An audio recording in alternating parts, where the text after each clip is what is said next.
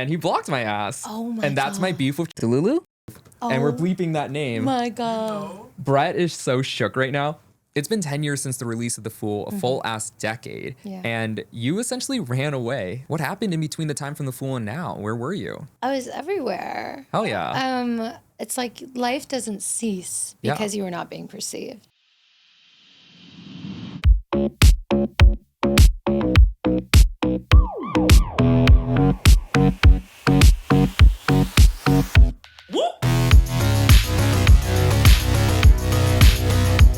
Hi Foolulus and welcome back to Delulu. Today we are joined by the elusive, mystical siren herself, Ryn Weaver, who burst onto the music scene a decade ago with her cult classic, The Fool, which by the way is one of my favorite albums of all time. It literally changed my life. We're gonna get into it. But she is back now with new music, new lore, and ready to reclaim her story and narrative. Hi Ryn, thank you for joining Delulu. Thank you for having me. Wait, This I'm is so beautiful. intimidated. You're so like, you're real. Like, what the heck? We've been talking right before the show, but like now that we're doing this, I'm like, oh my God, hi. We're killing it. We are. We're doing it. Well, Ryn, thank you so much for joining us. Thank you for We have a having me. lot we're gonna get into, There's a lot to discuss. and we're gonna talk about all of it. Well, first, for anyone who doesn't already know, Ryn is an incredible artist, and she has, like I said, one of my favorite albums of all time, The Fool, which is actually based on the tarot card, The Fool. And we love tarot here at Delulu. But before we get into The Fool, we wanted to know about Ryn. What is Ryn's origin story? You're from Argentina. Yes. Sold to Argentina. So Ryn's not actually from Argentina, but when she first debuted 10 years ago, a lot of press said you were from Argentina. I think it was like a fan army thing. That's Back in the day, crazy. I feel like I got trolled and they kept They ran with putting it. it back into the Wikipedia. So many interviews, they're like, what was it like growing up in Argentina? Well, what was it like growing up in Argentina? I'm like, I'm from San Diego. I'm from Lucadia. But I'm glad you did your research. Of course. Yeah. Oh my God, I know everything about you, and we're about to know so much more about you too. We actually, okay, so I'm a huge fan of Ryn, and I've seen her in concert a million times, and this was actually one of the times I saw Ryn. Oh, stop it. This is me as a baby seeing Ryn Yeah. this is the observatory in Santa Ana. This Yeah. was the observatory? Oh my gosh. Oh my God, do you remember the show? Yeah. I remember the show. I fought my way Wow. to get to the front, and my friend took this picture. That's of so us. special. Isn't that cute? Yeah, I look wait. crazy. I look You do insane. not look crazy. It's half of a face, so why would you look crazy? I mean, that half of my face does not look like a sane person, but I was very happy to You were see vibing. you. I was. I think you were performing Promises during this too. Oh my God. I remember. Yeah. Oh my God, what a time. That entire era was so definitive for me, and How old were you? I was 19. 19. 2015. So it was 2015 when Ryn released The Fool. And I was 22. You were? Oh my gosh. Oh my God, that's crazy. I We feel were like this same is full age circle. bracket. Yeah, we were. And you were just so cool, and you were so like mystical, and like this album, like it means so much to me. It really, really, really does. Oh, don't make that face. Like it's such an No. impactful album. It means a lot to a that lot face, of people. That face was thank you. Oh, yeah. of course. It's such an amazing album. It was special. It was it crystallized such a strange time in my life. Yeah. That was also just, it was just magical. Well, I'm sure, especially, coming fresh from Argentina and then Yes, getting Argentina. a recording contract and then making this album. So what was the journey like getting to making The Fool? Okay. What were your influences? Where did it start for you? So she's actually a Influences. San Diego native, not Argentina. I'm from San Diego. Yes. I grew up in San Diego. I did a lot of musical theater Yeah, growing theater up. kid, true to true. Theater kid. Absolutely. And It's it actually reflects in your music. totally. For sure. But I think like a good balance, Mm-hmm. because I remember growing up, Glee was a big thing. Oh, right. I love Glee.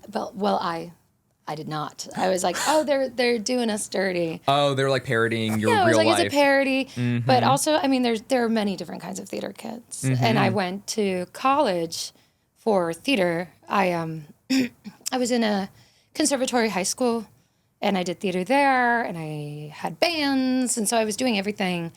And then I begged. It was a kind of an experimental school. Right. So I begged to be in experimental theater at NYU.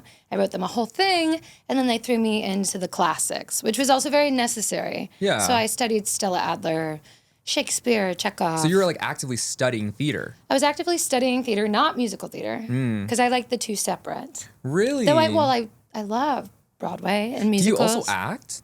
I do act. Well, I mean, I Okay. haven't in years, But you will. but that's, I mean, yeah, I wasn't studying musical theater. Right. But that was also like my way in to being in New York City. I immediately found like a musical community and was trying to do that. I started a band there. We played UVL my freshman year, which was fun.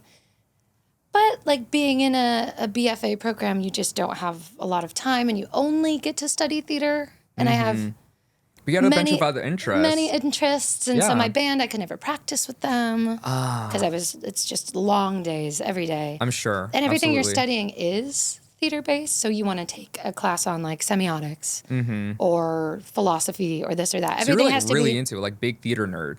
Oh, no, this is what I'm saying. Like, Yeah. I love a lot of theater, but you only get to study that. Got it. They were like kind of pigeonholing you. Yeah, and so you can do romanticism in the theater, and you can do this in the theater, but you weren't allowed.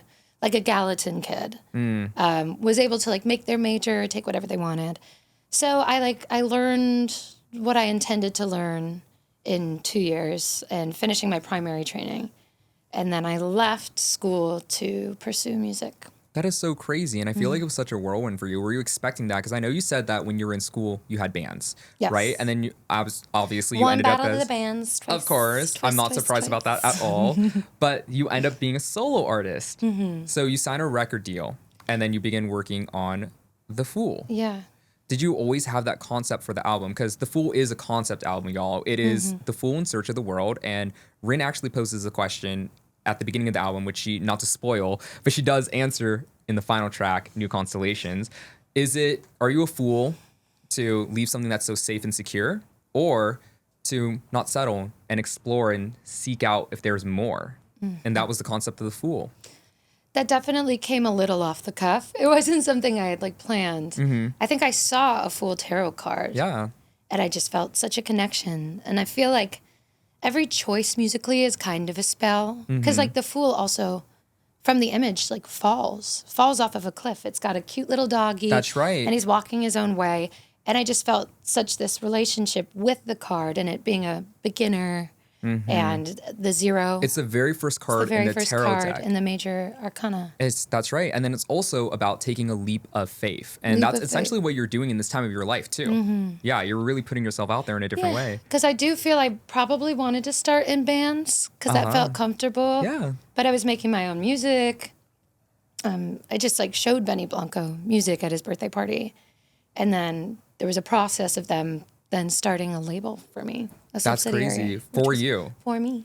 Oh, my God. And we're so grateful for that because The Fool is incredible. It's a special one. Oh, my gosh. And then making The Fool, I know that you started with the Promises EP, which was Yes. 4 songs that did end up on The Fool as well. But what was the process making the Fool album itself? We made Octahe and we didn't really have any other songs. And I'd kind of been waiting to, get in and really put the work in.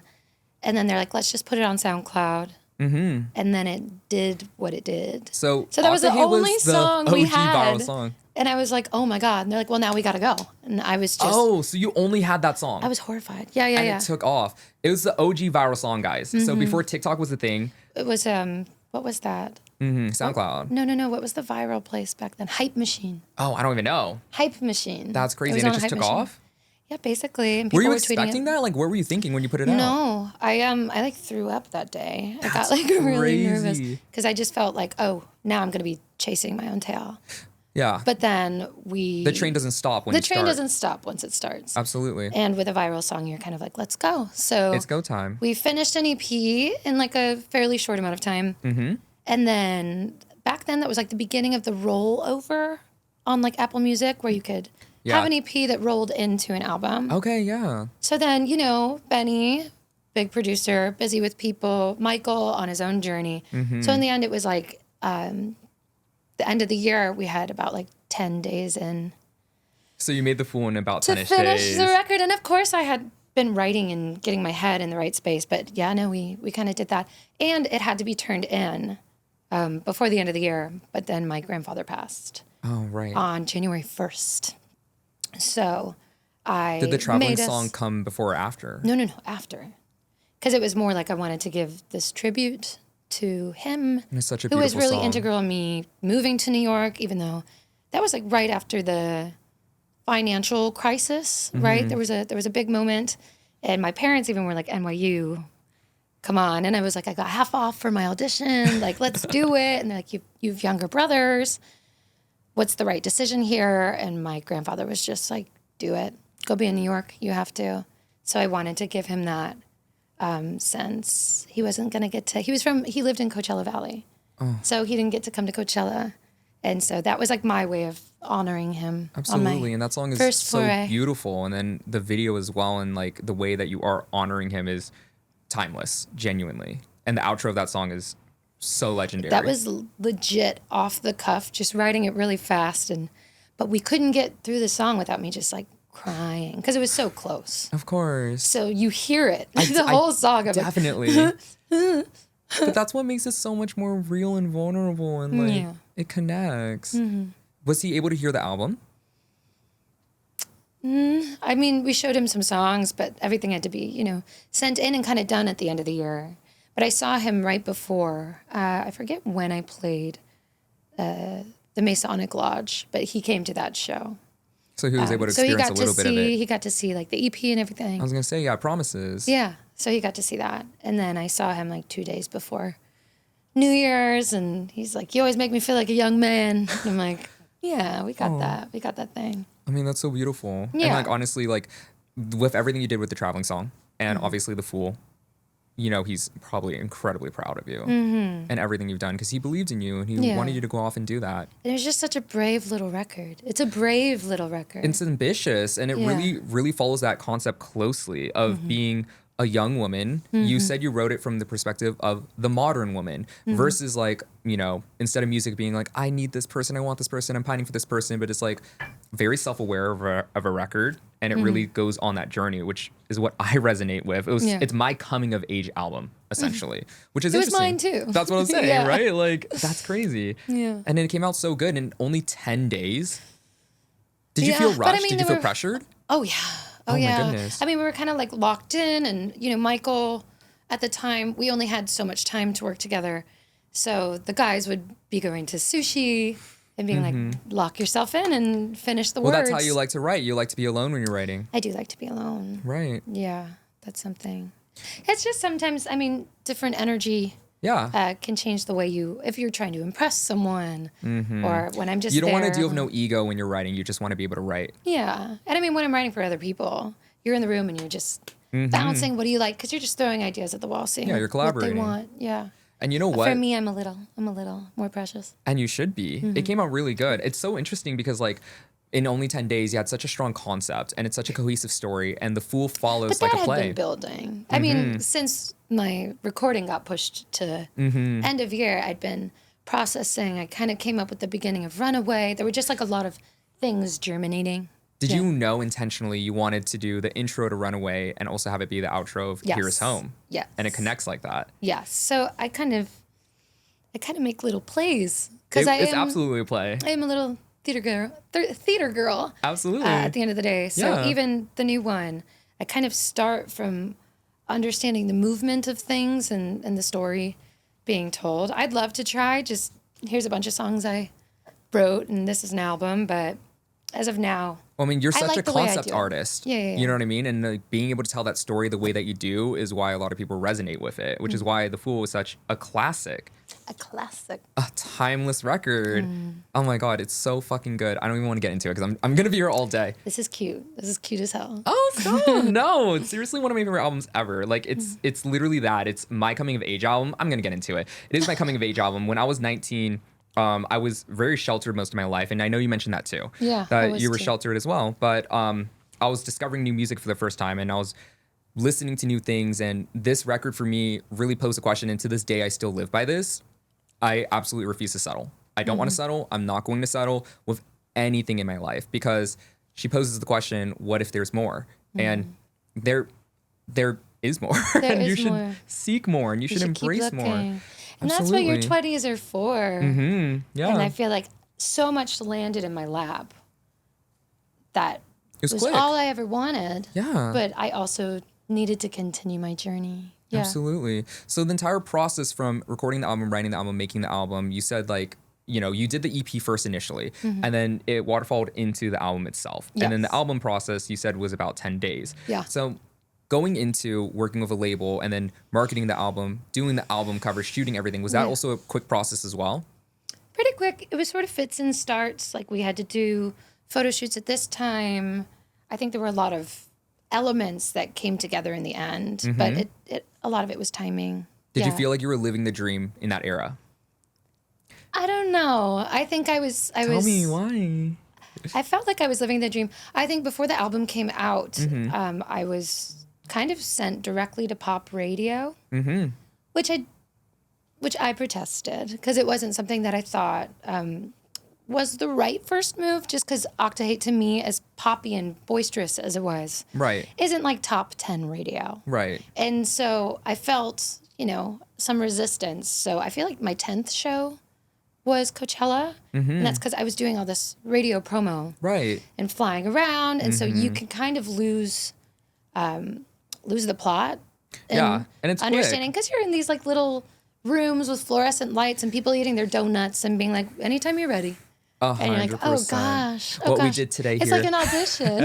Absolutely. Yeah. So I think I didn't feel it until I started the festival circuit and started touring. And then I was like, oh, wow. Because I was watching a lot of interviews during that era. And you were like, it was like you were thrown into it. You know what I mean? I was just ready, set, go. Did you have any training prior or you got into it? What do you mean training? Like, did anyone sit down with you and they're like, here's what you're going to have to say, here's what you're going to have to present yourself as? Or did you have a clear identity for yourself? I think I like spoke to someone. I don't even recall. But I was like speaking. Because you're so like feral and wild. I'm and a little like, feral. Very so I kind much of so. always just said what I wanted to anyways. You did. So I wasn't very media trained, no. No, but that's what was like the best thing too, is like that you were so clear. But like the chaos is fun. Absolutely. The chaos was super fun. Absolutely. And then you ended up touring and then you just had the whole cycle with the album. Well, I want to keep getting into the album, but first I want to talk about the album cover. So if you guys aren't watching on the video version of the show on Spotify, I'm holding up Ryn's CD, The Fool, and this is the album cover of it. She is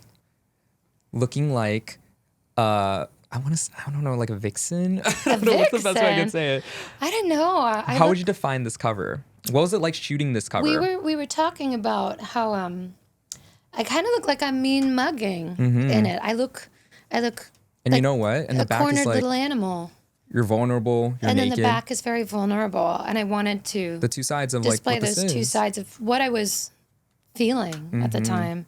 But in a strange way, I feel like that was my first photo shoot, actually, which is crazy. Incredible. How was that experience?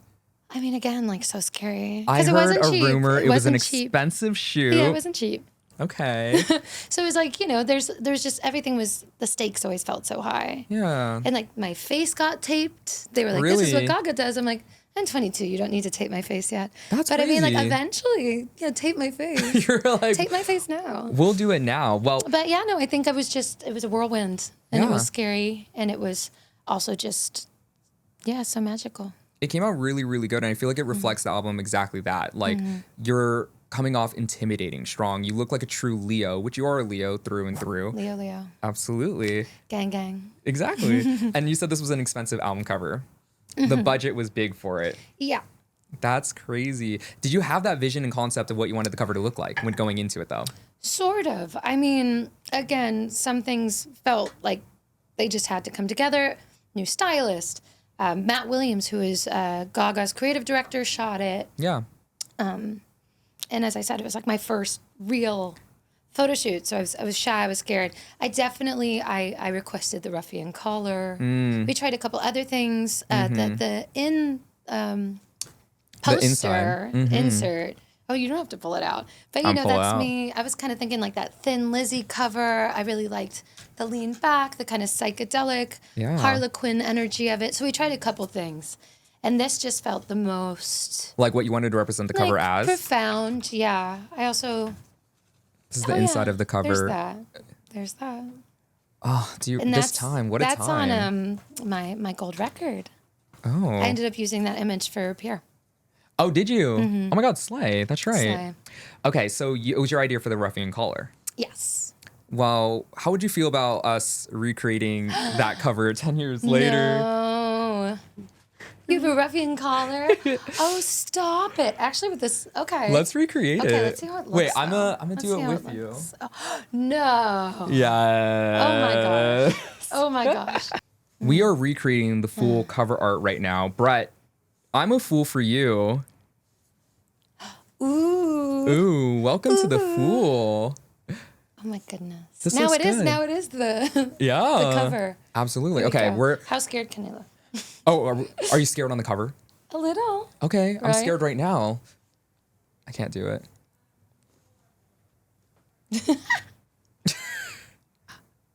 You're out mugging me. No one look at the video version of the show right now. I'm trying.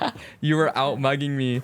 Well, so you said this before, but on the cover, you felt like a caged animal. You know Yeah. what I mean? You're a mean mugging, and the back is where you're vulnerable. But I find it funny because I still, in front of cameras, it's very difficult for me not to.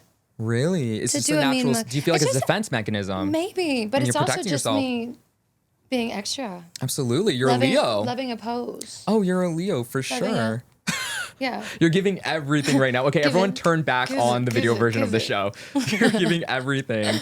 So you wanted to bring in the ruffian feather for the cover art, and then that's what ended up being the cover. Did you know that you wanted a shot like that for the cover?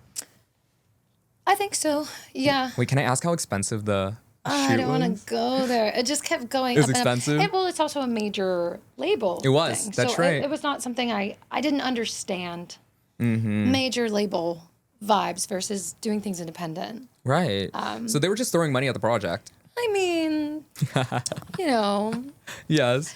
I pass on that question. Okay. But yes, okay. no, but I was a big focus of Interscope at that time, and I feel very grateful for that. Yeah, honestly, and I'm really grateful for that too, because I feel like not only are Because you. it was a strange record, so to put that much love behind it felt It definitely deserved that unique. support for Felt sure. unique, yeah. And It deserves if its I life. may, it has aged rather nicely. That's what I've been saying. I know. Absolutely. It It's still timeless. feels good. Yeah. Absolutely. I think the story itself is timeless too. And following the journey, the fool's journey, the fool in search of the world, I feel like that's always going to resonate. And it is a coming of age album. Yeah. I listen to it all the time. But with you, do you feel like, did you take a couple years away from it? Because it's been a decade now since that Yeah. album came out. I think it's pretty normal to kind of hate your first Right. work or first album. And so many people, I mean, Charli, speaking of, it's almost like as soon as she puts out an album, she's like, didn't like that one, by the way. Ready to go on to the next one. And I Yeah. feel like I felt like that for a long time. And you Also, wrote 'cause Octahe you're- with Charli. Yeah. And so you're always trying to hopefully become the next iteration of yourself. So sometimes the past feels like charted territory. Right. So you just want to do something new. But I feel like everyone's first project is a baby picture. Yeah. And so it was my baby pictures. And I think whatever you do first, it feels like charted territory. So you want to try new things. Right. But taking enough time off to then revisit it and really respect the bravery, knowing everything that went down, respect my ability to persevere, and just, I mean, I adore the record. But it took about like 6 years. That you just didn't listen I couldn't to even it. listen to it. I mean, I still, like Yeah. if people always do that to me, you know, the jukeboxes. Uh-huh. The ones that are like digital. Yeah. Anytime I'm at a bar with someone, they like So put my Octahe? song on Octahe Uh-huh, or Pierre, Pierre. and they like play them over and over, and I'm like, I have to leave. Oh no. So it's difficult. It's hard listening to your music with other people. Oh, yeah. But in my car, I'm like, oh, Oh. there she is. Yeah. Okay, so now today, 2025, how do we feel about the Fool? I love it. You I should. do. I love it. Absolutely. And it's just, yeah, it's a roar. It is. It's like such a proud little roar. And you know what? It. I'm glad you said that because we want to talk about your lion's pride. You are a Leo. My lion's pride. And you sing about it on I Promises. meet my mountain, then I run and hide. That's right. And then you're punching petals at the amber lights. You really lean into your zodiac sign, which is being a Leo. Do you feel like now, from the beginning of the Fool to where you are today, 10 years later, have you evolved as a Leo? Of course. Yeah. We just continue to evolve as people, hopefully. Yeah. You Fingers go crossed. one way or you go the other. But it's a spiral staircase. You like come back to where you were, and it feels like you're exactly where you were, but your level's up. Because, So, Promises, that song itself, one of the best on the album, by the way. I love Promises. This song's about you breaking your own promises to yourself. Can we talk about promises? Yeah, what do you want to know? I want to know everything. So it is about you breaking promises to yourself. I feel like if you listen Promises, I think a lot of people could probably on first impression think it's about you breaking promises to someone else, right? But you say it in the song, you never meant to break. My own. There you go. I can give you a story about that. I would love to hear it, yeah. So I was enjoying New York City and just having a blast with my friends. And I stayed out all night, and I knew that the next day we had to work on a song. This is in that 10-day chunk. Okay. And we came home from an evening to where it was sunrise. And I got home and I laid on the bed in the studio. And within like 30 minutes, Benny came in and was like, "Hey, Michael's gonna be here." And I was like, "I didn't sleep last night." And he's like, "What are you doing?" And I was like, "I don't know." You're being young and irresponsible. I was being young and irresponsible. And that's okay, and you're allowed to be. So then I felt like all this shame about, oh gosh, did I mess up one of our days? That I just wrote Promises then and there about breaking my own promises. Oh my fucking, that's so good. Because I felt real bad about it. Oh my God, wait, I love that story. I never knew that. I don't think Yeah. you've ever talked about it. Oh my God. Yeah, I don't think I've ever talked about it. And you really tap into like a lot of self-awareness with that song, genuinely from the verses. Again, with excuses and generally wasting my time. Yeah. Not finding solutions, just seeking my peace Peace of of mind. mind. No hocus or pocus, my focus is drunk on the floor. And mumbling something about One more. That's right. Oh, it's so good. That's my favorite song when you perform live, by the way. Oh, I love that one live. I don't know. Let's take it back to 2015 when you're performing it live. Yes. Is this still looking cute on me? Of course, you own it. Oh, there we go. It is Jester Chic. Jester Couture. Couture. That's right. Jester Couture. It looks amazing. Harlequin House. Period. You're the original. It's coming back around. Absolutely. Have you noticed? I feel like Yeah. on a fashion level. Hell yeah. I mean, look I've at been us. noticing. I know. We us. look fabulous. But I've been noticing it trending. Yeah. Mandamorpho. Shout out to them. You're so ahead of Really your time. cool brand. Yeah. Love that stuff. So when you, to jump back to the album cover, so you wanted the ruffian collar for it. Yes. Is it Ooh. playing into the Fool? Is that why you wanted that? Because like the Fool, the Jester, Joker. Oh my God, absolutely. Absolutely. Oh, yes, genius. Yes. You're yes. such a conceptual It's also very album. romantic. You Yeah. know, I love like a deep romanticism that feels timeless. Oh, and you nailed it. Exactly. So another song on the Fool, Yes. Pierre. This song went viral on TikTok a few years ago. It did. How random. Like, did you, obviously, were you expecting that? Like, when it happened, what were you feeling? I don't think you're expecting a song that's, oh gosh, how many, 6 what years year? after, 2021, 6 Pierre years went after. viral on TikTok. You know, I am on January 1st, my friend Julia and I just decided, should we go on a road trip together? And we just packed up the car. We left at like 8 p.m. Uh-huh. And we just wanted to drive around in the winter and get the goods of the woods and cook on a fire. Yeah. We got these sub-zero sleeping bags. We were sleeping in a van in 0-degree weather. I think I was driving to like Dixie National Forest. Okay. When I start getting texts kind of, Sporadically. because Right. I didn't have any service. People were like, your song is blowing up.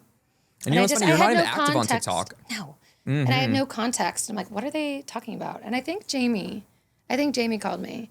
And then we ended up talking about it when I was in the Grand Canyon. And I called you. But yeah, it was totally, totally unexpected.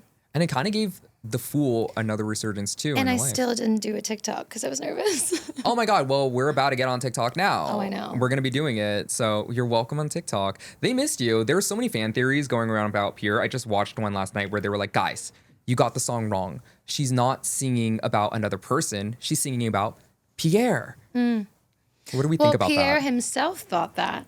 He did. He talked about it a little bit on a different podcast. Yeah. Not Delulu. Not Delulu. Not Delulu. But tell us about Pierre. Pierre. That The was song, the person. the song, the person. The person is a wonderful man. Yes. He still sends me songs all the time. He sends me sweet messages. Oh, I like them. that's so cute. He's very handsome, very lovely person. Really lovely. Worthy of the namesake for the song. Yeah. Kind of surfer, chiller boy, but French. Yeah. I did meet him on the 4th of July. at a house on the beach in like Manhattan Beach, and we just clicked. But it was sort of about this time, right place, wrong time is still the wrong place. And I had not processed this other relationship. So it was more about all these wonderful options, these men that I could have loved, that I was vibing with. And Pierre was one of them. He was one of them. He was one of, that vagabond, month of tops. That was a real guy. Did pop my tire. The other one, my friend, the bassist. Very close men that I really, really adored. Kind of quiet, but his body ain't. Yeah, That's but his right. body ain't, let me tell you. None of them, actually. But That applies to all of them. applies to all of them. Including Pierre. But I'd get hit up by my ex, who was actively playing that game, just trying to, I'm like, Yeah, and you can't let him in, girl. You've got a new girlfriend. Please, no. So yeah, it was more just about how beautiful these options were and how unavailable I was, because the second that he rang, my brain was somewhere else. Absolutely. Oh my gosh. And you were counting down, and then... Till the day they may come true. There The you go. lies I had to tell him. And that's crazy. So Pierre is not about Pierre. It's not about Pierre, but I liked to feature him because he did nothing wrong. He He's was a fun character in the Fool universe. Yeah, he's a wonderful, wonderful man. I couldn't move on yet. Yeah. I wasn't ready. Well, you know what? Pierre went viral on TikTok, and then obviously you have the OG viral song, which was Octahe. You wrote Octahe with Charli XCX, and you actually said this was your first song that you ever made. Yeah, well, And you put it out. Not first song I ever made, Ooh. but first song I ever made within this That round. project. Okay, yeah. No, not And first song I ever made. Okay, first song you made and put out for the Fool. Yes. And it was such a banger and a big moment for you. It was huge. It was all Massive. everyone just Yeah. showing off what they could do, and you really Yeah. feel that. You feel everybody involved. It was like this, that, the other. It was. Oh, it it was felt an like it felt explosion. chaos in the best way. Yeah, it was an explosion. What was it like writing that song? I was actually. It took a second. I was in the back of my parents' house, and I just sort of sat there. I was set up at a desk in my brother's room, and I was recording all the little layers. I added some of the synths in there, the whole kind of vocal outro I did. And then I was just trying to get all the words right and just writing them at my parents' house on my microphone, and then just sending them to Benny once we were really getting it to the very end. And I was so particular about how it had to sound that we did do like 2 separate recording sessions on top of that, just to get every vocal feeling. How did you land on the title Octahe? Because it was originally called Octaluser. Yeah, it was. Octaluser. I don't know. I just liked the idea of hate times 8, which now that I'm older and I've matured, I don't really like the blamey game. I mean, this person did deserve some heavy blame. Cheater. Oh. But, Call it out. Ooh. No. Name them. Just kidding. Name them. Name them, no. No. So, yeah, it was hate times 8. I had some hate in my heart at that point for that person. And you know what? That's completely fair. Like, honestly. I mean, I was a baby. And you were in your early 20s. Yeah. Yeah, I mean, I mean, there there was right now. very little nuance to that behavior, but I think as you get older, gray comes into play, and you understand that life's a bit more complicated than that. Absolutely. And I think when it comes to the nuances, especially when it comes to relationships, like, it's nice because that's how you felt at the time, and it reflects that. Like, Yeah, and that's for the kids. Absolutely. And it's There's plenty of artists that now do that, or songs with that kind of aggression and less taking less responsibility, I would say. And it's like I love that for the younger generations, but I can't always listen to it because I don't really relate to that. I mean, honestly, think about mentality anymore. where you were back then too, because even on Pierre, you talk about like no one's shaming you for your youth when you were, out in the desert in the pouring rain. Yeah. You know what I mean? Like it was reflective of exactly where you were. Yeah. And it fits into the story of the Fool so well. So we begin the Fool with Runaway. Yes. And we talk about this idea of running, leaving things behind, being the hunter instead of a gatherer, right? And really claiming your identity. Yeah. We follow the Fool's journey throughout the entire album, and we make it to New Constellations, where you answer the question that you posed at the beginning of the album. What do we think? Where do we stand with the Fool? Are you a fool for leaving, or are you a fool for not settling? You're never a fool for leaving. I mean, everything in this life is a trade-off. I feel like anyone born with excessive privilege, that's a blind spot. Anyone who's been through a lot, that really kind of gives them an upper hand in a way. So, I mean, any mistakes that you make, they're just kind of they're braiding into the life that you've lived, and they give you some perspective. So I still am a believer in, if it doesn't feel right, go. I live like that. Like I said, I'm never going to settle. Go. And of course, work on things with somebody if you're in love and this is important. But, you know, there's plenty of time to make mistakes when you're young. So I'm still a big believer in that. But these days, I think I don't run as easily. Interesting. But I did for like a decade. You did? I like how I was promising I was going to run away. Yeah. And then I just did. And you ran away. Yeah. The spell I cast. Yeah. Oh my God. You low-key manifested that unintentionally. Manifested. Because did you ever imagine after the Fool cycle finished, you finished the Misfit Toys tour, did you initially plan on making a follow-up album with the label, or did you know that was like, okay, I think I want to be free from this? I think we made a call. I made a call. I sort of pulled back from the record label. We only released one official single. Octahe, Yeah. which got 2 music videos. Yes. Yes, it did. But I think I sort of pulled back. I think I don't really blame anyone, and I'm very grateful for that opportunity, but it didn't feel right for me.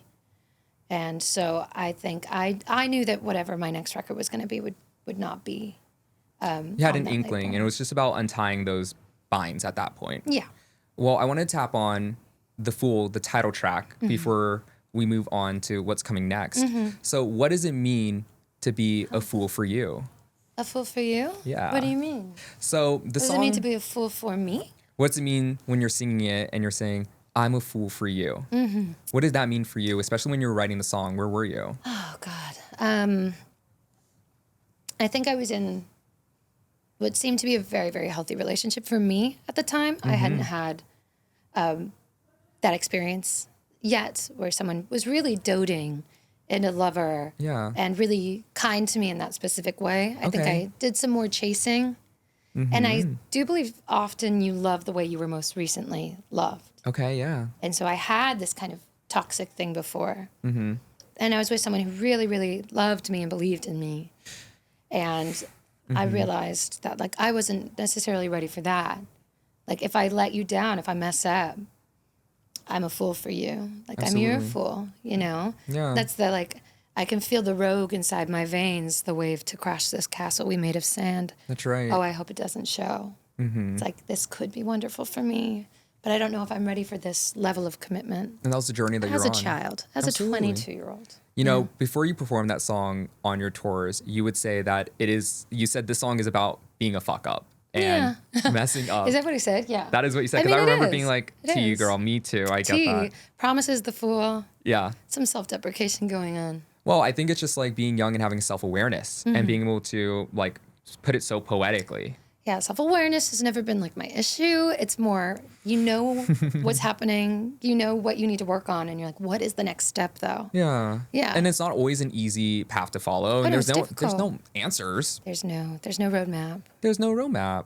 But that was The Fool, and such an iconic album. You're absolutely right. It's timeless, evergreen. Evergreen. Evergreen. And evergreen on the cover. Yeah, absolutely. Well, thank you for taking us back Doing to the the Fool fool. era. Do we take these off now? Yeah, I think we're good. We'll recreate this at yes. another point, Of course. too. It's been 10 years since the release of The Fool, a full-ass decade. Yeah. And you essentially ran away, like you did. said. I You had a self-fulfilling prophecy on The Fool. I did. You talked about running away, and you essentially disappeared.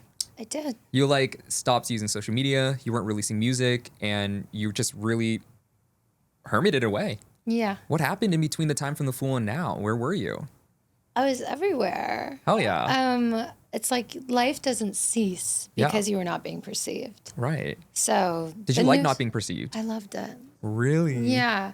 Especially in this like time where everybody now is forced to be perceived. And I feel that I had been doing that my whole life in a very like exhibitionist sort of way. 100%. Always on stage or performing somewhere, or doing something. Deeply like, personal from lyrics. my youth. Yeah. Yes. I've been doing it forever.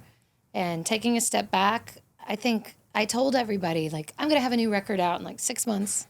So many people looked at me and were just like, okay. Yeah. Because, I mean, you know, some stuff went down and I think I was going to need time to heal. Yeah. And you don't really know that at that time. Right. So I think I kept thinking that the next stuff would come very fast. Because you were teasing it a lot on Twitter. I And you was. probably genuinely believed that it was coming. I believed it was coming. Yeah. I mean, there's so many factors, but I landed on Odin Street. That's right. So that is the first Immediately house. after the Fool. Immediately. So Yeah. that's the first place I got. I fled, as I tend to, from one coast to the other when I need a reset. And so I was kind of just living in that house for a while. Then I moved back to New York for about 6 months. Then I moved back here. I was kind of You're just bouncing. hopping, I was yeah. hopping. I did some traveling. I was writing for other people. I was kind of avoiding my own story for a while because I needed time to process what was happening. I was madly in love with somebody that was no good for me. And that lasted a very long time. And so I started a lot of those songs, but I think that wishful thinking, that very romantic thinking, you almost feel like you know what the story is going to be if things go your way. I mean, you're still living the story You're to write still it. living, yeah. And Absolutely. so I was just in love, and there's something very difficult about writing about somebody from that nuanced place because you kind of have to cast them in a role. Yeah. And the way he was behaving was super out of pocket, but I didn't want to villainize him. I always say Were you trying to protect him? Yeah, I was trying to protect him. Really? And I had like a spiritual NDA is how I've described it. That's that hilarious. I didn't want Yeah. I didn't want any negativity about him. I wanted the story to end more beautifully, but unfortunately it was a roar that faded to a whimper. And so eventually I had to kind of pick myself up and be like, this is going to be a very different album than I thought it would be. And I don't have to protect a grown-ass man. Absolutely. I don't have to And it was a protect him turbulent relationship for you, and it was a very real thing that happened. Yeah. And like you were It was going the through best it of yourself. times. It was the worst of times. And we're gonna hear about it on the new album. Yeah. And he was a bit of like a life preserver when I was kind of jumping ship. And he was somebody that knew everything that was going on in my life and sort of served as this, in a way, mentor, best friend, all of it. But it's like that thing that you think that's going to help you ends up kind of dragging you even further down. Yeah, and you don't always realize it in the moment either. No, and I'd say we were a very addictive thing. I'd say it was a very star-crossed. It was a big, beautiful mess. It was like it was the greatest love of my life up till that point. I mean, it lasted 8 years. Right. And it still would be going on if I didn't. And you had to make that decision And for I had yourself. to call. I had to make the call. Would you say it was like a decision that you made coming from the perspective of what if there's more? And did you decide there was going to be more than this person? I decided that my life would not, my life wouldn't look the way I wanted it to if I continued down that road. I lost a lot of confidence in that relationship. What if there's more and I ran away? But I also, you make the wrong turn somewhere Yeah. and suddenly all the choices available to you feel very different. Yeah. And you're like, how am I walking down these two pathways? In my head, I'm going this way, but I'm actually going this way. And I had to kind of redirect, pull back the arrow and understand what it was I really wanted. And it's okay to lead with love and have that be a central thing. But I think I had to learn, I also dealt with some tragedy at the hands of another man that I worked with. And that was very silencing because then I sort of had I had sort of a trauma reaction that made my relationship to my own work complicated.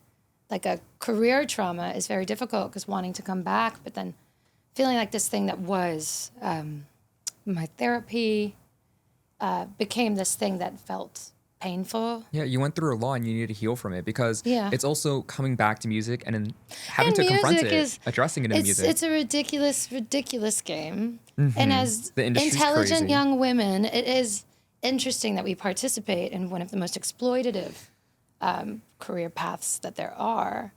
And so, and you kind of feel like a show pony. And I feel like I felt like a show pony most of my life. So also taking the Oh my God, I so relate to that. taking the That's interesting deep that you said that. breath and being Yeah. like, wow. And you know, not needing to post all the time because I'm like, let these girls shine. I'm happy becoming like a super fan of so many female artists, feeling just enriched by their stories, mentoring some younger artists, helping them sort of find their voice.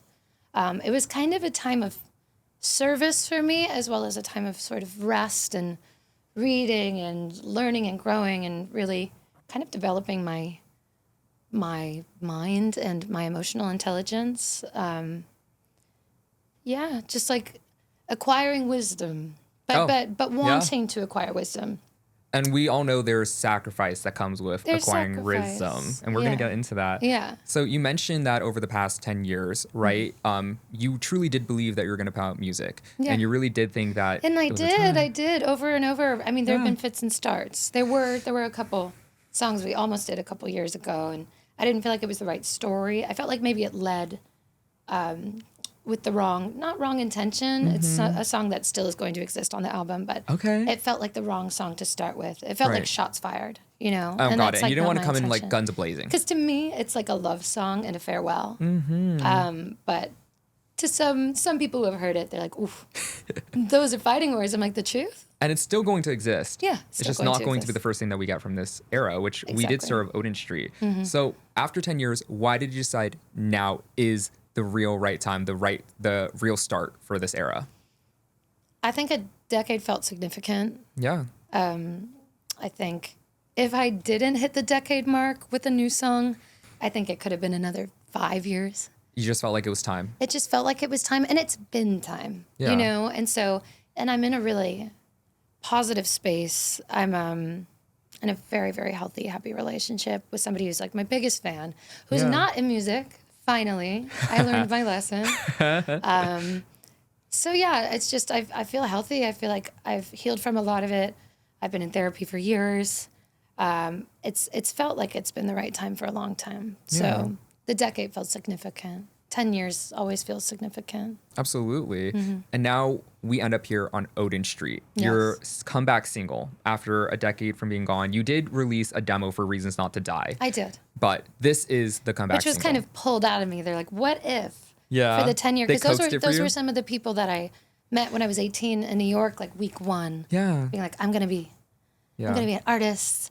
You're gonna know my name, this, that, the other. Yes. And so the Neon Gold kids were some of the first people I met. So they asked on the 10 year for them, right? 10 year of them as a label. Yeah, that's They're right. like, can we please put The one of 10-year yours anniversary. on? And I'm like, no, I'm not ready. I don't want to do it. And they're like, what if we just put it on as a demo? And I was like, okay, I'll do that. Do you think Reasons Not to Die will have its own life on this next project, or is that's just a Oh, standalone? no, it's a standalone. But it will obviously be at all my shows. Because as much as it's a shout out to Max, as much as it's a demo, he really brought it. I was gonna say, it doesn't feel like a demo. Yeah, what would we add? Like we did a great job. So I feel like it exists as it is. I know, it's such a phenomenal song. I love it. Very, very you, very real, like vulnerable. Yeah. And I think that's what I admire the It most was about the you. thick of it. It was when I was really going through it. Yeah. And I was dealing with pretty high suicidality, trigger warning. I was not doing very well. I was in a very, very dark place and kind of reeling from a trauma before I was willing to accept it and look at it and maybe self-medicating. And so I had a little close call, I would say, and my friends immediately flew to LA to take care of me, were sleeping in my bed with me, and it was just like a really important moment. So it felt important to honor those people in my life. Well, how are you now? I'm great. Yeah, but I mean, like, it's been a long journey to come back. Yeah. Absolutely. And then this new era. So we begin with Odin Street. Yeah. So you've said this in your Billboard interview, but you said that Odin Street picks up where the fool left off. Yeah. And Odin in mythology is the god of wisdom. And I want to get into the concept of Odin Street and the imagery that you have behind it with the single cover and everything. But tell us where Odin Street came about, how that song began existing. Oh, gosh. I think that was just such a magical house. Yeah. And it was like gray gardens for me. I kind of hid in there. I never really left. I invited people over. It's like your sanctuary. It was my sanctuary. It's it where was you ran to it after was the fool. my bunker. It was like somewhere where I could feel protected and safe in my own home. Yeah. While also, living out a bit of this love story, throwing parties, being young too. Yeah. It was like my first intention at, I got everything I wanted and it wasn't how I wanted it, and realizing I had to start again and try over. Oh my God. So it was just a nice time. It was a crazy time. I had people move in with me. I couldn't be alone. I was dark. I mean, I was partying. I was staying up all night. Please don't leave. That kind of energy. I've been there. I so get it. This aching need. But that's very normal after. You actually talk about that in the song too. Cutting up a label deal and running away. Well, how do you reconcile with that? Like you said, all your dreams came true, and then you were like, oh, maybe it wasn't exactly what I thought it was going to be or what I wanted. Like, how do you deal with that? That's such a heavy thing to. I think you can deal with it by getting directly into therapy and working through it. But I think I was self-medicating and hooking up with a raven-haired daddy and just living my best life. Period. As a young girl. And the story really does continue. But you pay for it later. The longer that you wait to look in the mirror, and really finger the wounds and see how deep they go. I mean, it takes the time it takes. So Odin Street was the literal street that you lived on, following the whole cycle with the full album. Yes. But not only that, but Odin in mythology, he is a god of wisdom. Yes. And he represents the people who are willing to sacrifice and give things up in the pursuit of wisdom. Do you feel like that's the journey that you're on now? It's been the journey. I feel, with me in particular, also a line. Yeah. Keep calling me crazy because I never learned. Yeah. You should stop loving fire because you got burned. And I feel like I've always been a very tactile learner. I have to experience it for myself. There's all the, people can be wary of this. And I'm like, let me see for myself. Right. So I think I need to trial by fire. Interesting. For me. So I think it was just this journey of making mistakes and figuring out, the parameters and how far I could step towards the edge in each direction. Well, I think now, once you undertake that journey, you eventually kind of learn you sort of want to ride the flux, and that it's not about the high highs and the low lows. But that's a path that you have to go on to figure that out. Like it's similar. Sacrifice. You were raised, as you said, kind of sheltered. That's right. I was too. So I was very rebellious. Yeah. Someone spilled that into the mixture. So I think I had to kind of, like when you're in a pool and you have to push from one side to the other, I think I had to pendulum for a long time to find there's beauty in the gray. Not everything's black and white. That's Not right. everything is, all encompassing. And especially being young, and everything's so sensationalized and catastrophized and everything's so big, and it reflects in your music too. And what you're going through. Yeah, and I feel like growing up raised religious myself, that's so much black and white thinking. And I think a part of my journey here on this earth at this time is to really embrace nuance and the gray, because it's so easy to fall into these patterns. I think that's kind of one of my tools or my gifts that I'm learning about myself over time is that I'm good in the gray. Yeah, absolutely. Yeah. So we talked about the sacrifices, and Odin famously sacrificed an eye in pursuit of wisdom. I want to talk about the single art for Odin Street. Okay. So on the single art, we have Ryn. Ooh. Did you print everything? Oh yeah, I did. We got a budget over here. So if you guys aren't watching on the video version of the show, this is the single art for Ryn Weaver's comeback single, Odin Street. And it is her looking as phenomenal as ever, like ethereal, but she has a blacked out eye on the single cover. I do. Let's talk about it. What's going on here? Can we give it up for the hair for a second? Oh, hell yeah. Okay, Leo. Yeah, no. It was definitely not the intention, but the girl who was doing my hair that day, she's like, let me curl it up and then I'll definitely loosen it up.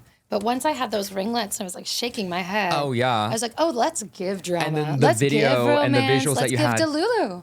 It's so Delulu. And it looks Delulu. And see, guys, when you're Delulu, you look good. You look good when you're Delulu. Hell yeah. But what was the decision to black out the eye? So on a video level and an image level, I always, a friend of mine that was going to shoot the video, which hopefully we do eventually, We're manifesting that. Has a friend who paints contacts. And so I loved this idea because it really was the house down the road from wisdom. It was the first intent, but I was incapable. I didn't have the language or the tools to kind of grow that quickly while I was there.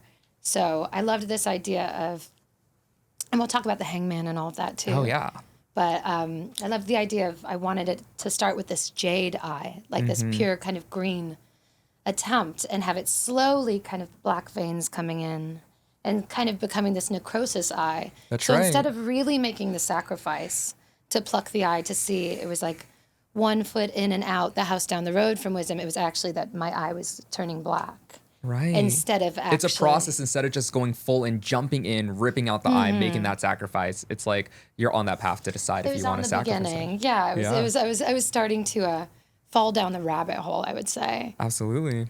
But to that end, there was I sent you that thing. Yeah. About the tarot cards. It like blew my mind. Absolutely. What was it? The hangman. Yeah, the hanged man. Yeah. And then also just the And numerology then of everything. Reversed. That's right. So and I then always Hangman loved- Records is where you're releasing this music. Yes, my new record label that I've started for myself Yay. is called Hangman Records. And I loved the relationship between Odin also hung himself from the tree of the universe to collect these runes that also contributed to his wisdom. And there's a lot of crossover with that and like hanging from a tree for sacrifice, which, That's right. you know, I was like, this must be the hangman. And I had already had that feeling, and understanding that the hangman is a tarot card that represents necessary time off, That's right. pulling back the arrow, kind of resting in this suspension. It's also the next step in the fool's journey. So that's the crazy thing. I asked ChatGPT yesterday to give me a full rundown on both the Hangman and the Hangman Reverse Tarot. And they went to mythological examples. Yeah. And one of them was Odin. And I was like, knew it. Uncanny. Knew it. That's so crazy. And then at the bottom, it said, this is the Fool's Journey. And I got shivers. It says Absolutely. the Fool Tarot card goes directly to the Hangman, which is 12. The card is the 12th in the major arcana. And then the requirement is the next card, which is 13, which is death, which is ego death. Or I always wanted to do this image of kind of a 12-hour clock glitching out, and then there being a 13-hour clock while hanging from a tree, and it kind of rotating from the bottom, necessary time off, where then once the card is reversed, it's like stagnance, loss of the plot. Yep. It's addictions. It's all kinds of. It's all the things that happen when you wait too long, and kind of lose your way. So I love the reverse hangman, and kind of Odin Street being this. It started out the right intention, but over time it sort of took on a different face. That's so crazy because it all ties in together, and that wasn't even necessarily intentional. It wasn't intentional at all. So I just love, synchronicity. Oh my God, it's always there. And you know what's interesting too? So with The Fool, which was your debut album, it followed the theme of the Fool's Journey in tarot. And you actually reference tarot in this new song as well. You talk about falling from the tower. Yes. So what does it mean to you to fall from the tower? Like literally and figuratively. I mean, I was... It's chaos. Chaos. The disarray. The lightning. Oh no. The lightning from my fingertips on the shirt. If you guys aren't watching on the video version of the show, I'm wearing an OG Ryn Weaver shirt right now, and it's her hand and lightning coming out of it. Yeah. Yeah. So the lightning striking the tower and you falling from the tower. That's right. And so, I mean, I fell from a major label. I fell from, I was staying in Benny Blanco's beautiful home with Cashmere Cat. So in more ways than one, I fell from the tower, but more maybe dove head first from the tower. Did you feel like you fell from the tower, or you were escaping from the tower? Or was the tower crumbling and then a consequence of it? I think my tower was crumbling. And so I think it was a necessary part of the journey. But yes, I definitely dove headfirst from the tower, from my turret, And this is where the next story begins. So it is a true continuation of The Fool. Yeah, I kind of think they both are strange little plays about different points in my life. And I don't think it'll always feel so narrative, but I feel like this was necessary as kind of a companion to the Fool. Because I always knew that this one would almost be a photo negative, and there'd be a darker color palette. Absolutely. Where I think like the Fool was boisterous and Yeah. like these, it's got the red, it's got the blue, it's got the yellow, it was very bright and young. It was Technicolor. It was Technicolor. And I feel like this one, the color palette is like crimson or oxblood and Darker. It's void deeper. black. And then like Yeah. bioluminescent blue. Oh, yeah. Like from the sea, like where I grew up. It's like Yeah. the algae, it's called the red tide. I know exactly what you're But talking it's like about. your Yeah, it's like first- glowing. Yeah, it was my first feeling of like actual magic and like stepping on the sand and seeing it glow. So it's kind of this like this magical blue that as much as there's deep indigos and Yeah. I just feel like it's almost It's like like, the a resurrective dramatic, intense colors. color. Yeah. Oh my gosh. So you know what? At the end of the Fool music video, you enter a portal. I Yeah. wanted to ask, is I'm like this... I'm playing too much with the Me with the- too. with the bear. Delulu Bear's Comfy Wumpy. Yeah, Delulu bear. Is this window like the portal? Yeah. Really? So I loved it kind of, I'm running through a portal at the end of the Fool music video, kind of running away from, I guess, my past, but then kind of falling through it. And that was meant to indicate the Fool falling off the cliff. But I love this idea of me running through one portal and landing directly in this sort of new, darker storyline. Oh my gosh. Yeah, with similar, but that video, color palette, black, red, Yeah. the themes It was deeper, remain. too. The themes remain. They're just, Absolutely. it's what happens when you run away and maybe it doesn't all go according to plan. And then If it's you the make story all we're the hearing right now. mistakes for it to Yeah. have to, spiral down the staircase and realize that the limit does not exist. Realizing that there is no bottom, you have to find your way back up. Yeah. Yeah. Yeah. Really acknowledging that there is more. It Yeah. doesn't just end. It doesn't just stop. Doesn't It's end. bottomless. You don't have to spiral forever. Interesting. Yeah, absolutely. Death-defying spiral Well, down the rabbit hole. Ryn, we're officially in this new era, and Yeah. it has been a long time coming. And you already described the colors of this new era, this new album. Yeah. Darker, deeper. Let's change the studio lights to, would you say, a deep red Deep red. for this new album? Yeah. Brett, could we do a deep red for the I love the that. Stu Delulu Studios? Delulu Stu. Oh, here we go. Ooh. Oh, kind of pinky. Ooh. Ooh, there's the red. Lovely. How do we feel? How do we feel? I feel good. It feels dramatic. It feels Absolutely. intense. It feels Yeah. theatric. Absolutely. It's everything that you want with this next story. So, you know what's interesting is we talked about it and you were like, there were so many different drastics of the highs and lows of that situation with the Fool and moving into this next era. Do you still feel like this is still on that side of the spectrum of being very intense versus like, the gray that you're mentioning and the Yeah. nuance? But is it still like, Well, a lot of Intense. this, comes from those very intense years. So no, this is full leaning in to the drama. yeah, The drama, and it was this big doomed love story, really, and then kind of having to reclaim myself and also decenter men, and really remember like the lifeblood of everything is the female experience, kind of making amends with that side of things. There's a song on it dedicated to a dear friend of mine who went through a similar, she was this kind of bright light to anyone who saw her, but it was clear to me, anyone who like shares that little chasm, yeah. it's like, oh, you're not doing okay. And she's like, how did you know? But to others, it's like you seem like Bubbly, bright, full bubbly, of bright, life. and vibrant. So yeah, I think as the record progresses, it sort of does a decentering for sure. Let's talk about this new album. Okay. So you're a concept artist. The Fool followed a very strong concept. Do you have a concept for this album? Is it going to follow a strong concept as well? I don't know so much if this one's a strong concept.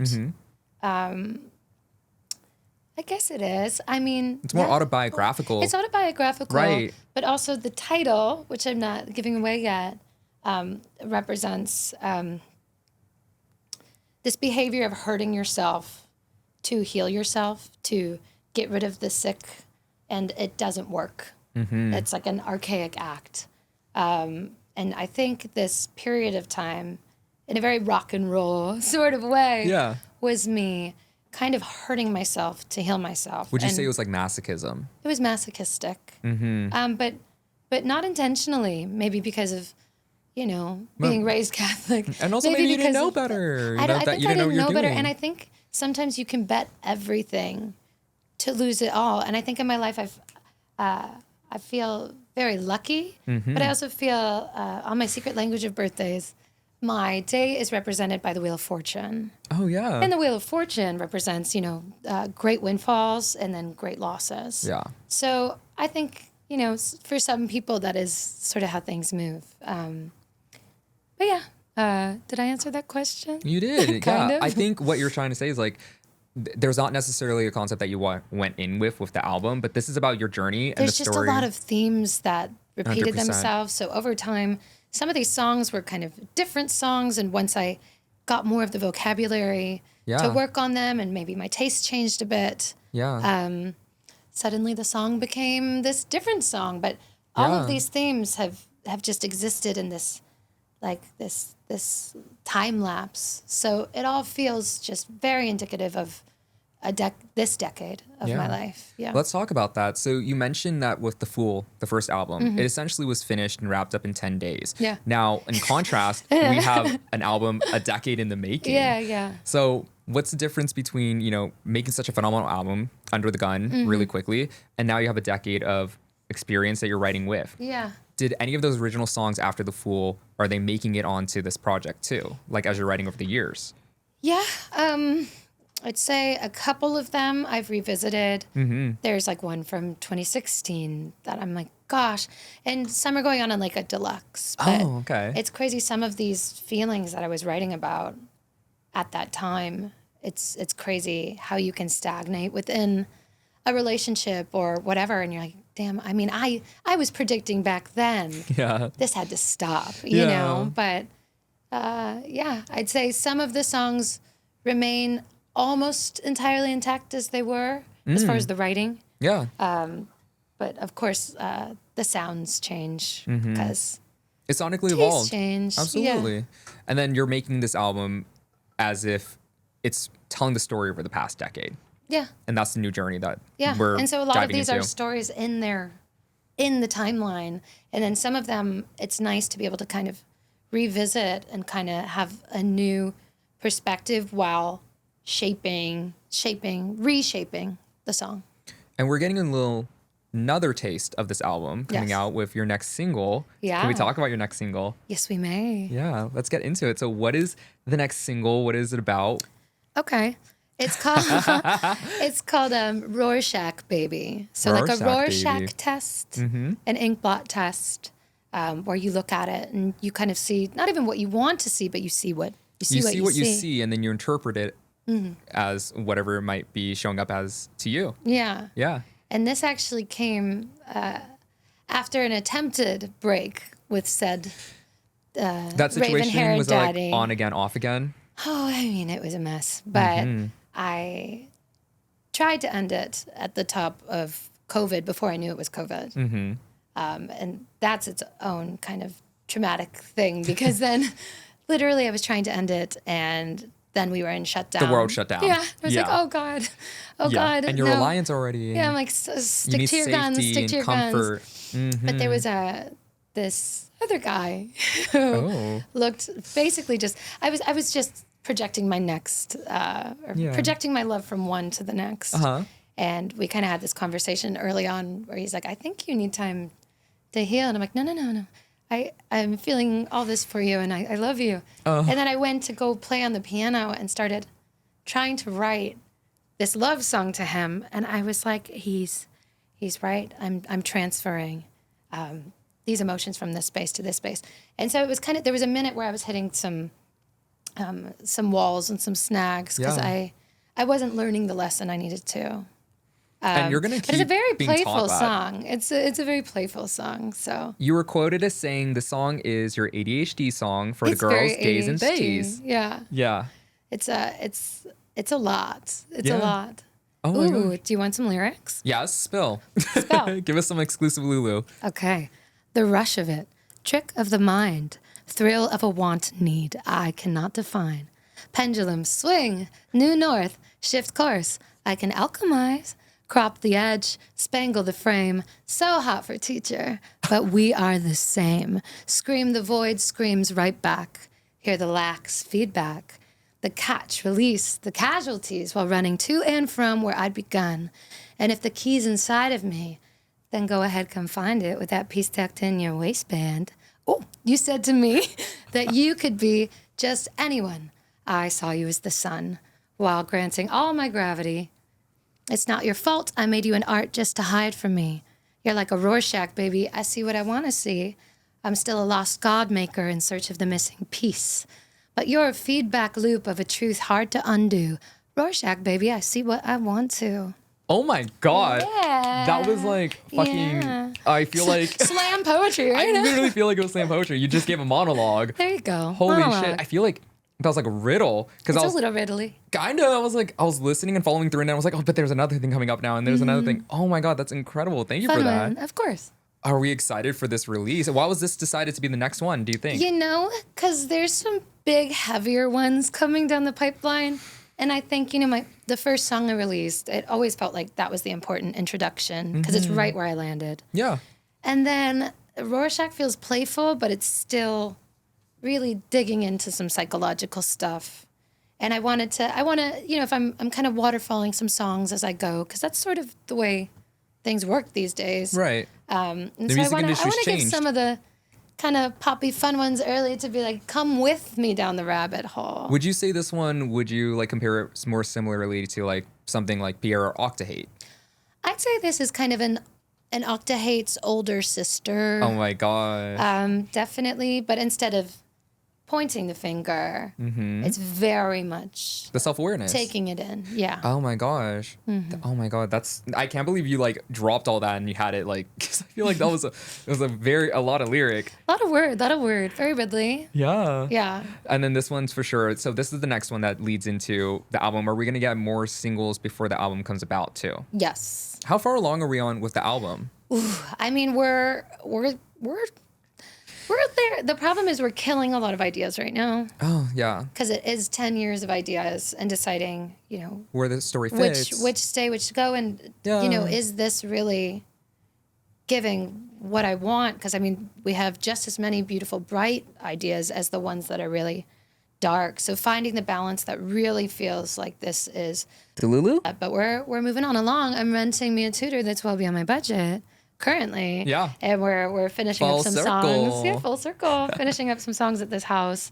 And yeah, I mean, it's coming. And we're gonna do like a lot of kind of waterfall-y songs. And then we're going to drop a track list announcement with a song that is the title of the record, but the song will not be on the record. It just sets the tone. It sets a tone. Yeah. So what made the decision to exclude the song off of the record if you're titling it after it? I just thought it was badass. I think it's cooler to like have this beautiful, almost like a trailer song for this journey. So cinematic. But where, you know, sometimes, and I loved having a title track of The Fool. I thought that was so sweet. Yes. But so I feel sickening. like for this one, it's an unnecessary color, but it's an important color to set the scene. So we are getting the song, but it won't be on the It album. won't be on the album. It's the announcement.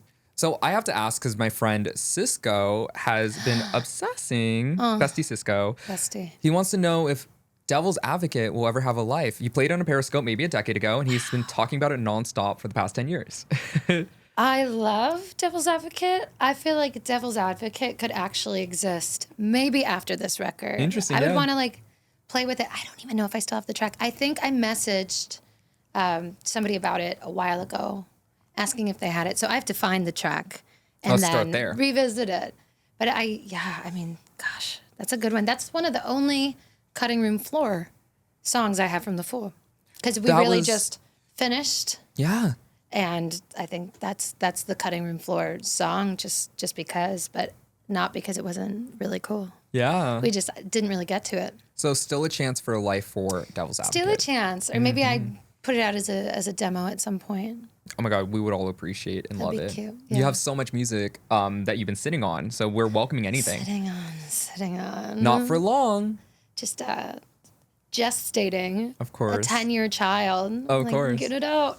Yeah, and we're ready. Get it out. Birth her. Birth her. Right here on the show. I'd be birthing. Your right mother. Mothering. Thank you for everything. A hung ethereal mother. Absolutely. Yeah. On brand. We were just talking about that. Yes. Okay, Ryn, so you posed the question in The Fool, the album, and on the closing track, New Constellations, what if there's more? Yeah. What is more that we can expect from Ryn? We have the new album coming. We have the new single. New single. What else is cooking? Then What else is another gestating? one. Then another one. Then another one. I mean, you say that now. No, I'm doing it. I'm doing Okay, it do this it. time. I'm Hell not. yeah. I'm not stopping anytime soon. Good. The time off was super necessary for Right. me, but also you take so much time off and you feel sort of warped. You feel like, what? Well, Who how am I was- as the tree in the woods with nobody to hear it? But Introspective. what's that Fiona Apple lyric? Oh, I don't know. a sound is still a sound around no one. About the tree falling in the That's woods. right, So, yeah. but yeah, I don't think I'll take a break anytime soon. I think I took my break. Well, how was it I used coming my back? vacation days. Oh my God, your PTO. I took it, and I ran with it. Absolutely. So then I'm gonna do just releasing more songs, album drop, touring next year. I mean, I'd love to do. I think we're talking some spot dates. Prior, I'm also putting out a Christmas song. Oh my gosh, you're working. I'm Oh, you're working. clocked in. I'm clocked in. You're clocked in. But I wanted to do that because I don't know if you know this, but Tell me. growing up, one of my jobs, from when I think I was like 13, was I did the Christmas tree lighting every year at the local mall, and they hired me annually to just like do this Christmas concert. And so I love Christmas songs, but there's one in particular that I feel ties heavily into this kind of sad, lovelorn world. And so if you know Merry Christmas, Darling by Okay. the Carpenters. I'm not That's one of familiar. my favorites. And I wrote kind of a B part for it as well. So I will be putting that out too. Oh, so you really aren't stopping. I'm not stopping. So there really is more from Ryn Weaver. I've been bored. It's time. It's time. Well, welcome It's back. time. Thank How you. was that reception coming back, releasing the comeback single? Yeah. And having people react so well to it and missing you so deeply. It was beautiful. I just went on this Reddit for it the other day, and that was my fear. The whole time. I mean, we all have these negative voices. Yeah. And inertia is the killer. And so, when you're moving, and when you're not, you're not. And so this feeling for so long, like, what was I afraid of? Because I was afraid. And I mean, I was afraid natural. of just the industry at large, throwing myself back out there in like a world where there's a lot of sharks. Right. But beyond that, like, what? Was I just afraid everyone would be like, oh, she lost the magic, jump off a bridge. You know what I mean? Like, what was the real fear? Because coming back almost universally, everyone was just so loving, and this was the right choice. I was like, I'm singing this song really low. I'm stretching my range. I'm stretching the range of what people It was extremely well expect received. of me. But I was just stunned and so grateful. Everyone's just been really kind. So it's been a really lovely, soft launch back into the industry. Putting out a song on the 8th, Rorschach. And that's Yes. also 2 days before my birthday. That's So I'm right. kind of doing this beautiful, soft waterfall that's going to build and Just reintroducing yourself. to allow me to reintroduce myself. Well, welcome back. Thank you. So being gone for so long, not being perceived, and you enjoyed it. I love not being perceived. It's so nice. If you're chasing that, please try. Take a little time off. It feels so good. I feel so lucky to have been able to recede Yeah. for a while. As somebody who was always kind of front and center, I love being a weird little woman in her Grey Gardens house. I love isolation. I love being a hermit, but you can also overdo that. So Yeah. it's something I You want to find try. a balance. You got to find a balance because Totally. I love my current partner doesn't have any social media either, which is so hot, and he kind of we don't feel the need to post our lives all the time. I know I'm about to have to do it like every day, but God, it felt nice to unplug. Yeah. Absolutely. So now that you're being perceived again, how does that feel? I don't know. Oh. I don't know. Well, we love perceiving you, Ryn Weaver. Oh, thank you. I love it. I feel like I I prefer being perceived in an environment like this where we're just chit-chatting. Yes. Or on stage, because I feel very comfortable there. And we'll be seeing you a lot more But on stage soon. The TikToking of it all, trying to figure that out. I've got to break that seal. It's been scary. Let's break that seal. We're gonna break that seal. We've been popping a lot of cherries today. Popping a lot of cherries today. Look at this cherry-colored funk in here. Absolutely. It'll make more sense when the album's out. Yeah. Absolutely. Revisit this. We gave a lot of tea-lulu on here. Tea-lulu. So what more can we expect from Ryn? We have new album. Yes. We have new single. Yes. We have a tour. Yes. Are we getting a vinyl repress of The Fool? We are getting a vinyl repress of The Fool. We are. Yay! Because we had some extra ones sitting, and so anyone who's been worried about those, they got misplaced by a contractor. We're very sad. Jamie's putting out herself. It happened. We're devastated. I'm devastated. Luckily, we're doing a repressing, and we're reshooting the cover 10 years later. Which is my gosh. kind of what we just did. We did. We Yeah. saw a little preview of it right here on Delulu.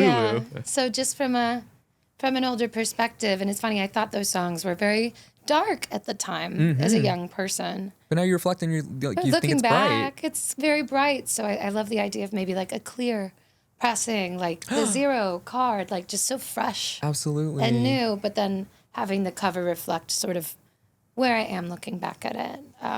I think that's a special way to give it back. Well, we're so excited for, and this is going to be for the 10-year anniversary, which Yeah. already passed. The 10-year already passed. It already passed, It but takes a little this- time to do a pressing, so And we have be to get that patient. shoot in. Yeah. we gotta And get do it you done. imagine it looking similar to the original cover, You know, I'm kind of just 10 years later? I'm oscillating between. Yeah, do I want to kind of? I think it's from a stronger, more adult space, but the same image. Because I was just such a scared little baby, and I mean, I'm still nervous. I'm nervous to come back, but I'm not that same little girl. Absolutely. And we're about to see that. Mm-hmm. Yeah. And then would it just be a I'm repress? a woman. Ooh, period. Oh, You're full grown. I'm full grown. You're full grown. You're full grown. evolved. Yeah. Well, welcome. Thank you. We're so happy to be introduced to you. Oh my God. Well, how's it feeling coming back? I know that this was like a lot and overwhelming for you.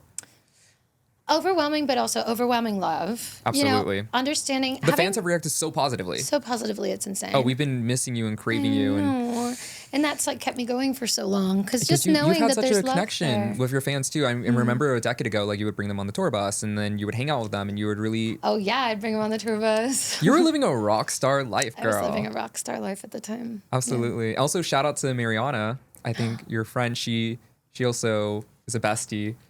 And we talked about you on my lives because I would play the fool, and she I would be love like, that. "You love Ryn Weaver." I'm like, "Yes, I Yeah. love Ryn Weaver." And she's like, "I'm friends with Ryn Weaver," and I was like, Yeah. "That's crazy." Yeah, randomly I've stayed in touch with like so many people over the years, and that's really kept me going because you know you can take so much time off that you feel like, do I even do this anymore? Like it's confusing. So it's been nice to check back in and feel that love, and yeah, that's been like a fire in my life. So randomly, this first release has really calmed me down. Because I think I was, again, I think it's just making the leap. catastrophizing. Absolutely. Just thinking the worst possible thing would happen. And it was like the complete opposite. And it was the complete opposite. Right. So I feel really safe. And I mean, I don't expect that forever, but I think it was a really nice, re-entry. Yeah, it was perfect because, like, honestly, as a fan listening to it, it is a continuation of The Fool, and we love that story, and we love seeing what's coming next. So Yeah. we're so excited for what's next. Okay, I wanted to get into a little bit of the tea-lulu with you. tea-lulu. You have some shit. You have some tea-lulu. I got some You have tea-lulu. some hot goss. Some. Do you have anything that you want to share with the Delulu besties? Any goss, anything, any tea? I can start if it makes you more You comfortable. can start. I Yeah. have a gnarly one that's gonna be a bomb, and we are Okay. gonna bleep this, Okay. Brett. Yeah. So mine is when I was 19, actually during this Fool era, Delulu asked me for nudes and asked me to give him a Delulu to see him in concert. And I was down, but then I was taking too long to take the nudes because I didn't know how to take nudes at the time. And he blocked my ass. Oh my And that's my God. beef with Delulu. and we're bleeping that name. My God. Brett is so shook right now. God, I mean, I have endless tea, but what tea can I spell? What am I allowed I was like, I'll give to you my spell? biggest one so you get comfy Jamie's like, wumpy. don't. The more power that a guy gets, the more he kind of just bulldozes boundaries, and you have to continue to set them. And if I hate when motherfuckers get comfy. they get too comfortable. Get so comfy. Don't get so comfortable. No. Be comfortable with me. Go be comfortable with somebody else. Period. You- Exactly. You shut your mouth when you're talking to me. Period. You let them know. Yeah. Okay, dominatrix. A little dom. Okay. I did a little. I worked in a dungeon for a while. I did in my time off. I've lived a million lives. Oh my gosh. In your time off? In my time off. Oh my god, you have lived a million lives. I Are we going to have. be hearing about this in this new era? I don't know. I feel like this new era is taking place in a dungeon. In a dungeon. I feel like, because even like the But single I art, did that like, because I did we're in a want to castle. learn about. I felt like certain powers of mine felt stripped from me, and I wanted reclaim it. I wanted to study kind of power. I wanted to study the people who came into those spaces. It was I like that. It was a study and a way of kind of breaking free and freeing myself within that space and seeing how far I wanted to be pushed, how far I wanted to push things. I was a rope bunny for a little bit. I mean, I'm naturally a switch, I would say. Okay, yeah. Which is like not full dom, not sub. Kind of like, I like the idea of power dynamics shifting. Absolutely. Would you say like it depends on your mood or like Depends on my mood. Depends what about the partner? Depends on the energy that the partner brings. Because some of y'all, you're a sub. You're my sub. And Ryn will make sure you know. And you will know that you're my sub. But I don't mind a little sub switchy.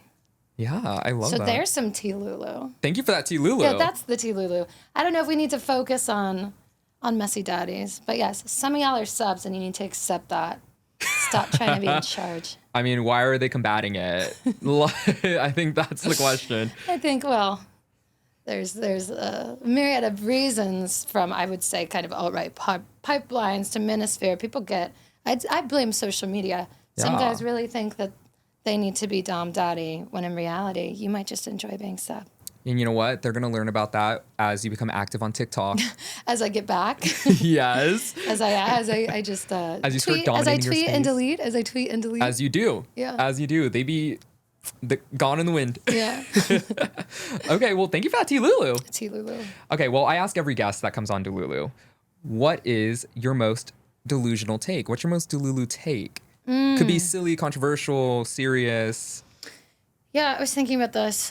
No, because I saw that you asked that question. I'm like, That's damn. right. Randomly as Delulu as I am, and like my belief that I will live the life that I want to live. Already are.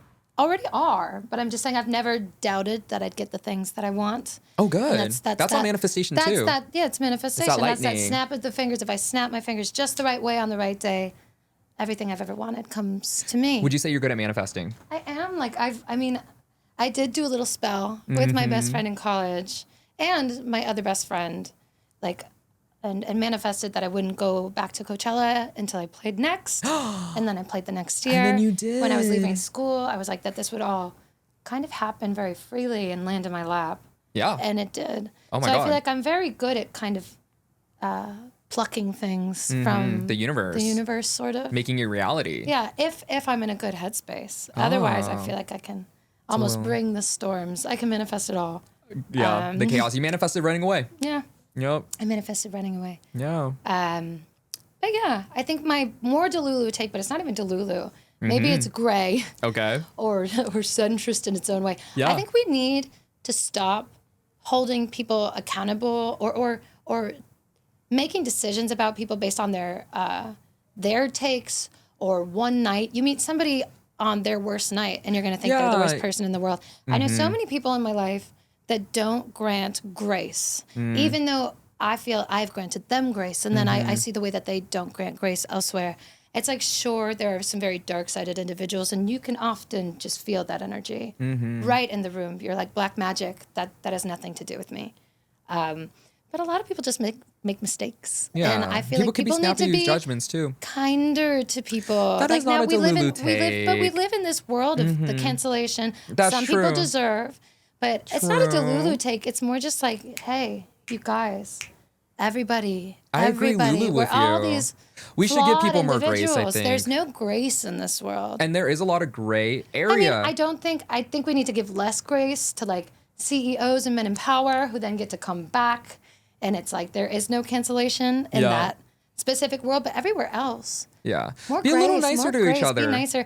Just like I have friends who, you know, they text you the next morning that shame spiral. They threw up on the wall or whatever it is. Yeah, I'm like, girl, it's all there. good. It's all good. Aw. That was one night. Please stop hitting yourself. Yeah. I feel Be like nicer that's, to yourself too. Oops. I feel like that's my next. It's kind of a theme of this album is stop hitting yourself. That's right. You mentioned that. Self-flagellation. Like, why? What's in it for you? The theme of hurting yourself to heal yourself. Yeah, and I think that was something. It's not the most Delulu take. Not Delulu at all. I completely agree with that. I just don't know how Delulu. I'm Delulu in my dreams and wants and wishes. But I think same. I'm rather logical. I think I'm outside of that. rational. I'm rational. Same. Yeah. But I also feel like I live Delulu, so it's I hard live for me to Delulu. be like, I don't know. Yeah, I'm sure I have. I'm sure that most of mine are kind of like bad, and I don't want to share them. This is the place to share them. I know. They might be too tea. They might be too tea. Too tea. Okay, Too off tea. camera. Off camera. Okay. Well, Ryn, this was such a great journey It and was. talking about everything with you. Well, And it's so how good do you seeing feel? you again. I love you. It's been a long time. Oh my god, it's a full circle moment for me because Full like circle. this is so crazy. Like from 10 years ago and seeing you on stage and living the fool. Yeah. I showed you some of my drunk iPhone notes where I talk about the fool. That was so cute. Wait. What did Yeah. it say? You called it. It was at 6 a.m. in 2021. I make 6 lists. a.m.. I'm a Virgo, guys. I love my list, and I made a list at 6 a.m. My new man is a Virgo. Oh, and we love him. We love him. We love him. I love Virgos too. I made a drunken list at Life's 6 a.m. just easier for you guys. You think so? I do. I feel like it's harder. Aren't you I'm so considered? You're nitpicky. considered one of the benefics, which is like it's any placement. That's true. With Virgo is a beneficial one. You know what? That's true. I just feel like I'm so self-critical, very RW2, and I beat myself up a little bit, but you know, working on that. Yeah. Yeah. So hopefully moving forward as I heal with this next coming of age album for as me. you grant yourself grace. There you go. Yeah. That's true. Not a Delulu take. Not Delulu. But I sent Ryn a note and I wrote it at 6 a.m. and it was in my iPhone and it literally was like, I'd be drunk right now, but these are my favorite albums. And I listed Revival, Selena Gomez, Emotion, Carly Rae Jepsen, The Fool, Ryn Weaver. I don't even remember the rest right now. Oh, Glorious by Foxes. It was cute as hell. Oh my God. I was like, what the fuck was I? I felt honored, and it wasn't edited because you saw it. It's like 6 a.m. No, I have so many. Because I like my lists and I like making lists of my favorite I like albums. lists too, but that's because I'm ADHD as hell. And I like lists because I'm a Virgo. There you go. But yeah, I love The Fool. It's really nice to meet you. Yes. Wait, I did it wrong. No, my name is Pink and it's really nice to meet you. My name is Pink. My name is Pink and it's really nice to meet you. I've heard of. I've been recommended to you by some people. Ooh. Is this illegal? Okay, we're gonna make a new Feels trend with Odin illegal. Street. Okay. But you know what? Your new single. Listen, I'm gonna be so honest right now. I have been avoiding saying it because I cannot pronounce it right. Rorschach Baby. Rorschach Baby. Rorschach Baby. Rorschach Yes. Baby. Rorschach Baby is for Rorschach us Baby. girlies because it's the ADHD one. It's for the girlies. And the girly, the gays and the The days. girlies, the gays, and the days. Okay, slay. And it's actually out right now because you're probably listening to the song's out right now. We're living in the future. Oh, yeah, we are. Hello, Welcome future. to Delulu. Hello, future. And that's just the next offering of this next era. Yeah. So, Ryn, we close out every show by manifesting together. What are you wanting to manifest right now? What do you want to speak into existence? The universe is listening. Okay. Let me think. I'm manifesting. I don't know what I'm manifesting right. I do know what I'm manifesting. I'm manifesting Yeah. a little more feminine energy in this world, and I'm manifesting some leadership positions Yes. shifting. I'm manifesting ending some of these wars that don't need to happen. Oh my God, I'm yes. manifesting general joy, and like the world feels like it's in this state of collapse, and I feel like it's almost like Eye of Sauron energy. Yes. It's like I feel like we need to be pushing back with manifesting just Yeah. light. Absolutely. I feel like that's what I'm manifesting. And then, of course, like, I hope things go well for me, but I know they will. Of So I'm course. not that worried. I'm manifesting for the world. Okay. That's my That is so manifest. beautiful and poetic. I feel like an asshole. Mine was going to be like, I manifest this podcast goes well. But yes, manifesting Both great things and important, peace for both the world. important. I Yes. think peace for the world comes back tenfold. Absolutely. So I feel, yeah, just love and light, love and light. Love and light. I'm manifesting that too. So love and light. I'm manifesting that for the world. Peace. Yeah. No more wars.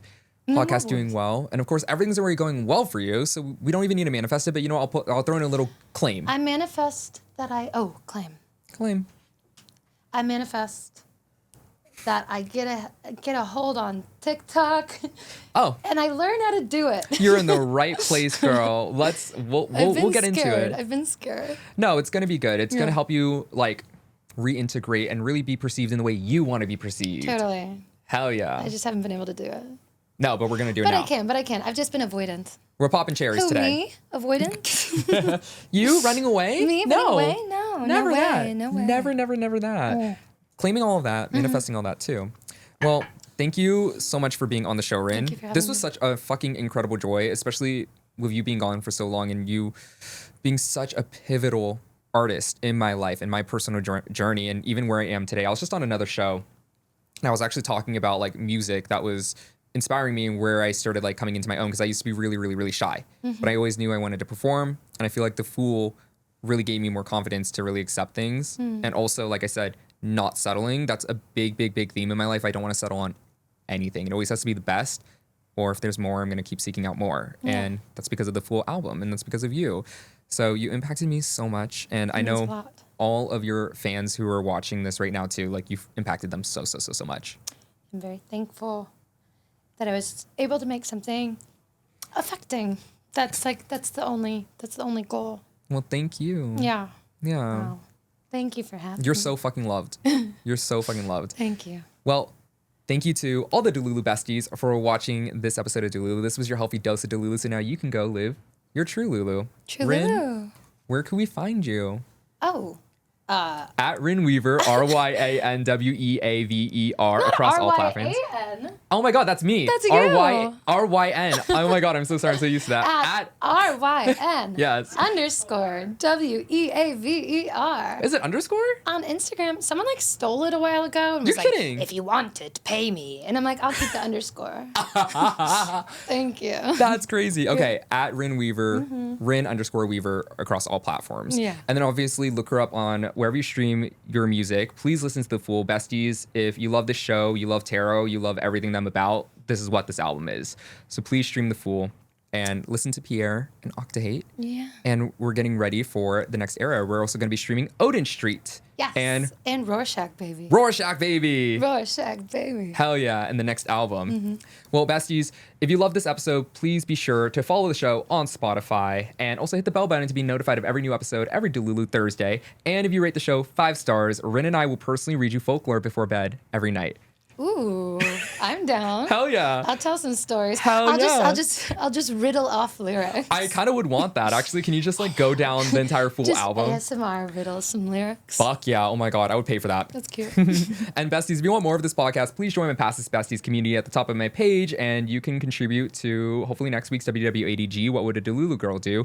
Cute. Yeah. And you can find me at e.mo.tions across all my platforms, E.mo.tions, or the exclusive podcast account at Delulu BFF. Thank you guys so much for watching. Stay Delulu, besties. Bye. Sexy.